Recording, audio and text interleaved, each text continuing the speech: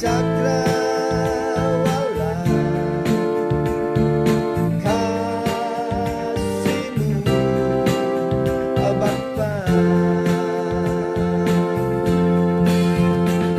Dan lebih tinggi dari langit biru, dan lebih dalam dari samudra, dan lebih luas dari cakrawala kasih-Mu, oh Bapa.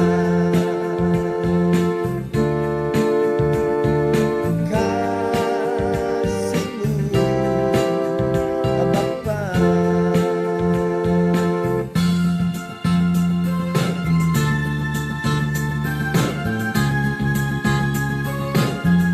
Shalom saudara yang dikasihi Tuhan, selamat datang di kelas seri Doktrin Roh Kudus pada hari ini. Ini adalah pelajaran sesi ke-7, di mana tema atau topik pelajaran kita adalah apakah dipenuhi Roh Kudus adalah tanda kerohanian dewasa. Kita akan satukan hati, kita akan berdoa lebih dulu untuk memulai kelas kita. Bapa di dalam surga, kami percaya bahwa Allah Roh Kudus akan memimpin kami dari awal hingga akhir daripada kelas ini. Biarlah materi yang telah dipersiapkan oleh hamba-Mu boleh diurapi oleh Tuhan, disertai dengan kekuatan kuasa-Mu, sehingga ini boleh berdampak bagi kehidupan para pendengar, para murid yang akan belajar pada hari ini.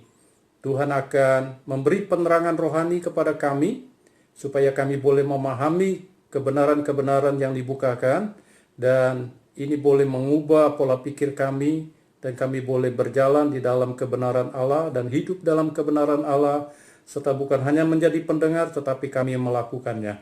Kami buka kelas ini di dalam nama Tuhan Yesus. Amin. Bapak Ibu yang dikasihi Tuhan, pada hari ini saya mau mengatakan ada orang yang menganggap dirinya dewasa rohani, diperhatikan atau sedang dipromosikan Tuhan karena sudah dipenuhi Roh Kudus dengan tanda awal diberikan karunia berbahasa roh. Mereka berasumsi bahwa dipenuhinya mereka ke dalam Roh Kudus adalah karena kerohanian mereka yang baik dan benar di mata Tuhan. Ada juga yang menganggap kepenuhan Roh Kudus merupakan puncak dari kedewasaan rohani dan ciri dari seorang Kristen yang dewasa yang boleh melayani tubuh Kristus. Sehingga dengan asumsi seperti ini mereka bisa menghakimi atau memandang saudaranya yang belum mengalami kepenuhan Roh Kudus sebagai orang yang belum dewasa dan bahkan masih berdosa dan belum dapat atau belum diizinkan untuk melayani. Yang menjadi pertanyaan kita pada hari ini, apakah asumsi yang seperti itu adalah tepat dan benar? Bagaimana kita dapat menjelaskannya? Kita akan lihat di dalam kelas ini, saya akan bukakan beberapa hal untuk kita bisa tahu apakah asumsi ini benar. Apakah dipenuhi Roh Kudus adalah tanda kerohanian seseorang dewasa? Yang pertama, saudara yang dikasihi Tuhan, perlu disadari oleh setiap anak-anak Tuhan dan juga hamba-hamba Tuhan bahwa kepenuhan Roh Kudus adalah domain dari kasih karunia atau pemberian cuma-cuma dari Allah. Saudara dapat membuka kembali pelajaran ke-6 tentang hal ini. Dan kita tahu bahwa kepenuhan Roh Kudus diberikan kepada mereka yang percaya, datang dengan rasa haus dan hati terbuka kepada karunia Allah. Ingat ya bahwa kita telah belajar dalam pelajaran kelima, bagaimana seseorang dapat mengalami kepenuhan Roh Kudus. Bagi saudara yang belum dapat pelajaran ini, dapat membukanya di link berikut ini. Tidak ada syarat dan ketentuan harus dewasa rohani lebih dahulu, baru Yesus membaptis atau memenuhi mereka ke dalam Roh Kudus. Ini yang pertama yang harus kita pahami untuk menjawab apakah atau orang yang dipenuhi Roh Kudus adalah tanda dari kerohaniannya yang dewasa. Yang kedua, kita akan belajar bersama-sama pada hari ini. Ingat apa yang diucapkan oleh Petrus yang tercatat di dalam tulisan Lukas di Kisah Rasul pasal 3 ayat yang ke-12. Petrus melihat orang banyak itu lalu berkata, "Hai orang Israel, mengapa kamu heran tentang kejadian itu? Dan mengapa kamu menatap kami seolah-olah kami membuat orang ini berjalan karena kuasa atau kesalehan kami sendiri?" Perhatikan saudara, kalimat yang terakhir, frasa yang terakhir. Seolah-olah kami membuat orang ini berjalan karena kuasa atau kesalehan kami sendiri. Artinya Petrus mau menyampaikan kepada orang banyak yang saat itu terheran-heran tentang kejadian di mana Petrus membangkitkan orang yang lumpuh, saudara yang dikasihi Tuhan. Dia merasa bahwa bukan karena kesalehannya, bukan karena dirinya, tetapi semata karena Tuhan. Jadi ini yang perlu diingat oleh kita di dalam hal yang kedua untuk menjawab apakah seorang yang dipenuhi Roh Kudus adalah tanda dia dewasa rohani. Lalu di dalam ayat Kisah Rasul pasal 6 ayat yang ketiga dikatakan, "Karena itu saudara-saudara, pilihlah 7 orang dari antaramu yang terkenal baik dan yang penuh roh dan hikmat, supaya kami mengangkat mereka untuk tugas itu." Jadi perhatikan bahwa dipenuhi Roh Kudus itu adalah untuk melakukan tugas-tugas pelayanan yang Tuhan percayakan. Lalu kita perhatikan kembali di dalam Kisah Rasul pasal yang ke-8 ayat 18 sampai dengan ayat yang ke-19. Ketika Simon melihat bahwa pemberian Roh Kudus itu terjadi oleh karena rasul-rasul itu menumpangkan tangannya, yang menawarkan uang kepada rasul ini kepada mereka serta berkata, "Berikanlah juga kepadaku kuasa itu, supaya jika aku menumpangkan tanganku di atas seseorang, ia boleh menerima Roh Kudus." Jadi perhatikan maksud daripada Simon, si tukang sihir ini, bahwa dia ingin seperti rasul-rasul. Lalu dia ingin membeli kuasa yang dimiliki oleh rasul-rasul, supaya dia juga diberi kemampuan ketika menumpangkan tangan ke atas seseorang, orang tersebut boleh menerima Roh Kudus seperti yang dia lihat apa yang terjadi atas tindakan daripada rasul-rasul. Jadi ada kecenderungan pribadi, saudara, ada kebanggaan tertentu di dalam dirinya yang ingin ditampilkan, atau juga ada motif yang tidak benar pada diri Simon ini, saudara. Saudara bisa baca selanjutnya apa yang Petrus katakan kepada si Simon ini. Jadi yang kedua, Bapak Ibu yang dikasihi Tuhan, dipenuhi Roh Kudus itu bukan untuk menunjukkan level kerohanian seseorang atau tingkat kerohanian seseorang, atau juga untuk menunjukkan derajat kerohanian daripada seseorang dan kebanggaan di mata Tuhan terhadap seseorang. Bukan seperti itu. Jadi ini yang harus kita pahami. Tidak ada kaitan dipenuhi Roh Kudus dengan kedewasaan rohani. Perhatikan yang ketiga akan lebih jelas untuk saudara bisa memahami apakah dipenuhi Roh Kudus adalah tanda kerohaniannya seseorang itu menjadi dewasa. Yang ketiga, kedewasaan rohani, saudara yang dikasihi Tuhan, ini perlu dicermati. Kedewasaan rohani seseorang atau kedewasaan rohani yang ada bukan penyebab dari seseorang itu mengalami kepenuhan Roh Kudus. Catat, penyebab.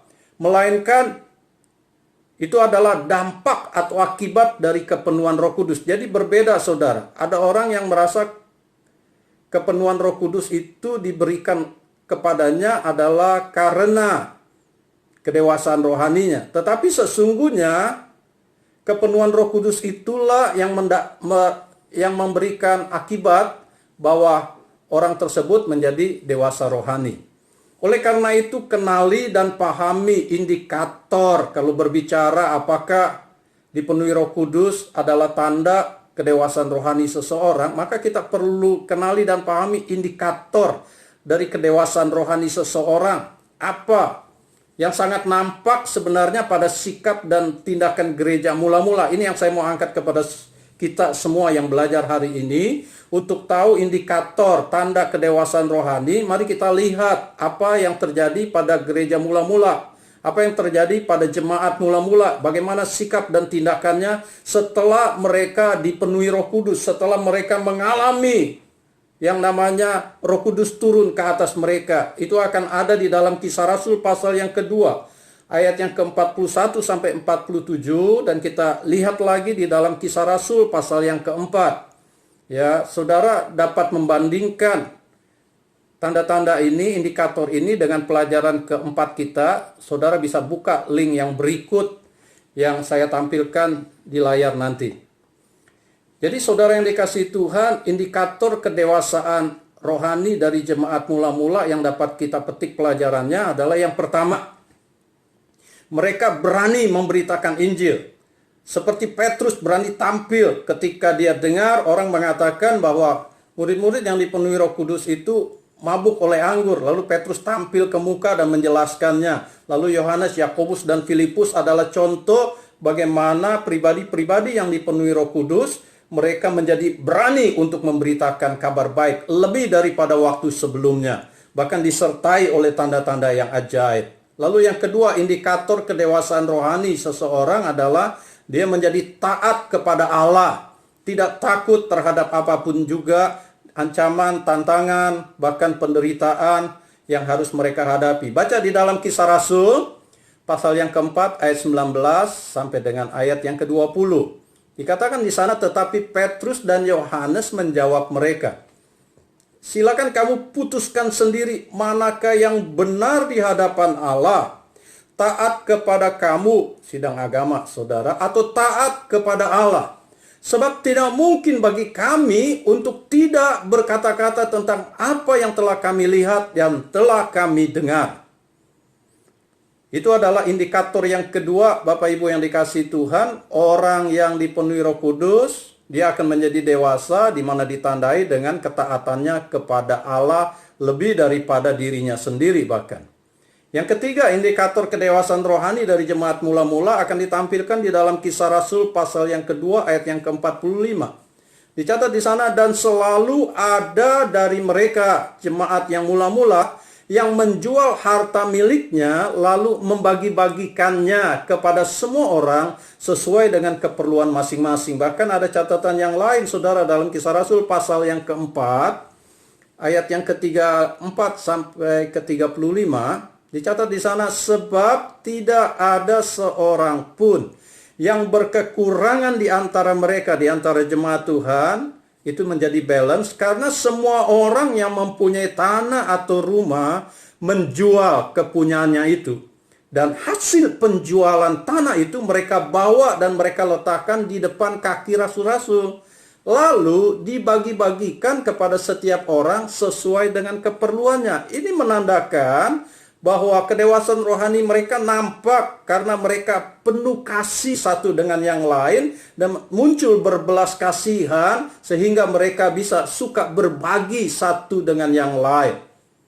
Ini akibat daripada jemaat mula-mula itu dipenuhi oleh Roh Kudus. Jadi ada action, bukan cuma tergerak tetapi mereka bergerak. Mereka tidak takut rugi, mereka rela dengan penuh kasih, mereka memperhatikan, peduli dengan orang-orang, dengan rekan-rekannya, saudara seiman yang sedang kekurangan, yang sedang menderita. Jadi mereka jual lalu letakkan kepada rasul-rasul, rasul-rasul membagikannya. Mereka rela untuk diatur oleh rasul-rasul dan tidak mau tahu bagaimana rasul-rasul membaginya. Ini prinsip yang harus kita miliki sebagai tanda kedewasaan akibat kita dipenuhi oleh Roh Kudus. Lalu yang keempat, saudara, indikator daripada kedewasaan rohani akibat dipenuhi Roh Kudus adalah seperti Stefanus, dia berkata seperti catatan dalam Kisah Para Rasul 7 ayat yang ke-60. Sambil berlutut ketika dia dirajam saudara dengan batu menjelang akhir hidupnya, ia berseru dengan suara nyaring, Tuhan, janganlah tanggungkan dosa ini kepada mereka. Siapa mereka? Orang-orang yang memusuhi dia, orang-orang yang mau dia mati, saudara, karena dia bersaksi tentang siapa Yesus. Dan dengan perkataan itu meninggallah ia. Perhatikan bahwa Stefanus menampilkan sikap dan tindakan yang luar biasa. Dia penuh pengampunan, hatinya penuh pengampunan terhadap orang-orang yang menyakiti dia, bahkan mau membunuh dia. Ini yang ada akibat dipenuhi oleh Roh Kudus. Lalu yang kelima, indikator kedewasaan rohani. Jemaat mula-mula tekun bersekutu, berdoa, dan juga gemar belajar firman Allah. Seperti yang tercatat dalam Kisah Rasul pasal yang kedua, ayat yang ke-42. Bapak Ibu Saudara yang dikasihi Tuhan, mari kita baca bersama-sama ya. Mereka bertekun dalam pengajaran rasul-rasul dan dalam persekutuan, dan mereka selalu berkumpul untuk memecahkan roti dan berdoa. Jadi komplit apa yang mereka lakukan di dalam persekutuan itu. Mereka bukan cuma bersekutu, berfellowship, makan-makan, ya saudara, memecahkan roti, bukan hanya berdoa, tetapi mereka juga erat dalam persekutuan itu, saling mengasihi, saling memberkati. Lalu yang tidak lupa, dicatat di dalam baris pertama, mereka bertekun dalam pengajaran rasul-rasul. Artinya apa? Orang yang dewasa rohani, dampak daripada dipenuhi Roh Kudus seperti jemaat mula-mula, dia gemar untuk belajar firman Allah, dia gemar untuk mendengar kebenaran firman Allah, dia gemar untuk ikut di dalam pengajaran-pengajaran. Ini yang harus menjadi ciri bagi kita, yang jangan dilupakan. Jangan kita hanya berbicara tentang berkat, tetapi kita tidak mau memberikan waktu untuk belajar. Saya bersyukur kalau saudara sampai hari ini sudah mengikuti beberapa sesi dalam pelajaran doktrin Roh Kudus. Supaya apa? Supaya kita bisa lebih dewasa di dalam Tuhan, membuktikan bahwa kita adalah orang-orang yang telah dipenuhi Roh Kudus. Lalu indikator yang keenam daripada kedewasaan rohani daripada orang yang dipenuhi Roh Kudus adalah rela menderita, bahkan mati karena Kristus, saudara. Bukannya mati karena yang lain, tetapi demi Kristus dia rela untuk mati. Ini adalah akibat dari dipenuhi Roh Kudus, saudara. Sebagai bukti bahwa orang ini adalah yang dewasa secara rohani. Yaitu seperti Petrus, saudara, sejarah mencatat bahwa Petrus matinya disalib terbalik. Paulus, saudara yang dikasihi Tuhan, dia rela untuk dirajam, dia rela untuk dicambuk, dia rela masuk penjara, karam kapal dan sebagainya, saudara, sampai ditahan di Roma dan mungkin dia mati di penjara sana. Lalu kita tahu Yakobus juga seperti itu, Yohanes bahkan sampai dibuang ke Pulau Patmos, diasingkan sampai hari tuanya. Dan juga beberapa rasul-rasul yang lain, saudara, mereka pada akhirnya, di akhir hidupnya, mereka mengalami penderitaan demi nama Yesus. Firman Allah mengatakan, berbahagialah orang yang menderita demi nama Yesus. Yang keempat, Bapak Ibu yang dikasihi Tuhan, kedewasaan rohani bukan berarti hidup orang tersebut tidak dapat berdosa, sekalipun sudah dipenuhi oleh Roh Kudus. Paulus yang telah dipenuhi Roh Kudus menjadi sebuah contoh untuk kita bisa berkata bahwa ada ketidaksempurnaan dan dia sedang berproses ke arah kesempurnaan oleh pertolongan Yesus Kristus, seperti yang diakuinya di dalam suratnya, yaitu kitab Roma pasal yang ke-7 ayat 18 sampai dengan ayat yang ke-19. Saya bacakan ayat firman Tuhan ini. Sebab aku tahu bahwa di dalam aku, yaitu di dalam aku sebagai manusia, tidak ada sesuatu yang baik, kata Paulus. Sebab kehendak memang ada di dalam aku, tetapi bukan hal berbuat apa yang baik. Sebab bukan apa yang aku kehendaki, yaitu yang baik. Ini pengakuan daripada Paulus. Orang yang luar biasa, rasul yang besar yang mencatat 13 surat, ya hampir setengahnya kitab Perjanjian Baru. Dia katakan, yang aku perbuat, melainkan apa yang tidak aku kehendaki, yaitu yang jahat yang aku perbuat. Bapak Ibu yang dikasihi Tuhan, dari ayat ini kita tahu bahwa sekalipun kita sudah dipenuhi Roh Kudus, kita masih mendiami tubuh daging. Ada tabiat berdosa di dalam diri kita yang masih kita bisa lakukan karena kedagingan kita, karena kelalaian kita, karena hukum dosa saudara seperti yang dilakukan oleh Paulus. Tetapi dia percaya bahwa pada akhirnya dia ditolong oleh Yesus Kristus. Dan inilah yang harus kita mengerti, Bapak Ibu yang dikasihi Tuhan, dari apa yang telah saya bagikan kepada saudara di kelas ini, dari seluruh pembahasan pelajaran yang saudara dapatkan hari ini di kelas, kita bisa bersama-sama menyimpulkan bahwa dipenuhi Roh Kudus bukan tanda kerohanian seseorang itu dewasa, melainkan kepenuhan Roh Kudus berdampak kepada kedewasaan rohani, seperti yang tadi saya sudah jelaskan di kelas ini. Haleluya, pujilah Tuhan. Kita sudah memahami, kita sudah bisa menjawab apakah orang yang dipenuhi Roh Kudus tanda kerohaniannya dewasa. Kita jawab bukan. Dipenuhi Roh Kudus bukan tanda kerohanian seseorang itu dewasa, melainkan kedewasaan itu adalah akibat daripada dipenuhi Roh Kudus. Kita mengakhiri kelas kita pada hari ini, Bapak Ibu Saudara yang dikasihi Tuhan, jangan bosan. Kita percaya Roh Kudus ada di dalam kita. Kita meminta supaya indikator, tanda-tanda kedewasaan rohani itu dimunculkan atau kita bisa tampilkan di dalam kehidupan kita, orang-orang yang telah dipenuhi oleh Roh Kudus. Mari kita satukan hati, kita berdoa. Bapa di dalam surga, kami bersyukur karena hanya anugerah Tuhan, kasih karunia-Mu saja yang membolehkan kami dipenuhi oleh Roh Kudus. Bukan karena kami mampu, bukan karena kami dewasa, cakap, tetapi semata-mata karena pemberian Allah. Dan kami rindu dampak daripada dipenuhi oleh Roh Kudus yang telah kami alami adalah adanya indikator tanda-tanda kedewasaan rohani di dalam diri kami, yang terutama kami mau berani oleh gerakan Roh Kudus di dalam kami untuk bersaksi, untuk terus memberitakan Injil apapun resikonya, bahkan nyawa sekalipun Tuhan. Apalagi di saat-saat seperti ini, kami percaya ujian iman ada pada diri kami. Apakah kami masih tetap setia? Apakah kami masih berani? Apakah kami masih taat kepada amanat agung Allah? Apakah kami masih berapi-api buat memenangkan jiwa, untuk memulihkan orang, menyelamatkan orang-orang dari lumpur dosa? Kami rindu Bapa dalam surga, buah roh itu nampak di dalam diri kami. Dan kami minta saat ini Allah Roh Kudus berkaryalah lebih besar dari dalam hidup kami. Alirkan aliran-aliran air hidup-Mu yang membanjiri kehidupan kami. Sertai kami dengan tanda-tanda ajaib. Sertai kami dengan karunia-karunia-Mu. Sehingga makin banyak orang yang akan datang kepada Yesus dan mengakui bahwa Yesus adalah Tuhan. Mengakui bahwa Yesus adalah penyelamat buat kehidupannya. Biarlah Yesus makin bertambah-tambah dan kami makin berkurang.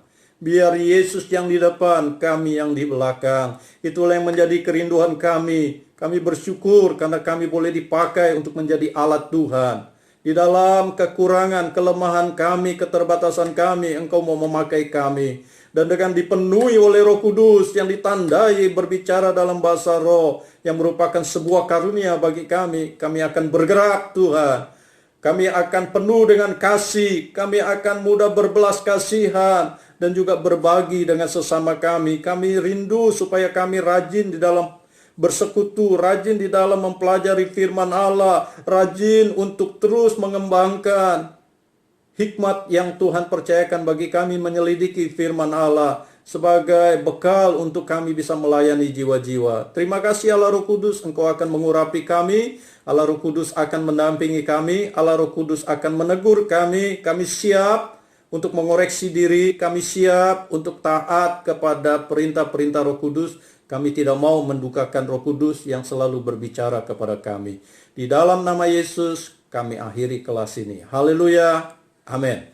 Bapak Ibu yang dikasihi Tuhan, kita akan bertemu kembali pada sesi berikutnya dari seri Doktrin Roh Kudus. Ada 10 pelajaran dan Besok adalah pelajaran yang lanjut di mana tema atau topik yang saya mau bagikan adalah masih berlanjutkah karunia Roh Kudus sampai di saat ini. Ya, saudara punya kerinduan, besok kita ketemu kembali untuk belajar bersama-sama. Shalom.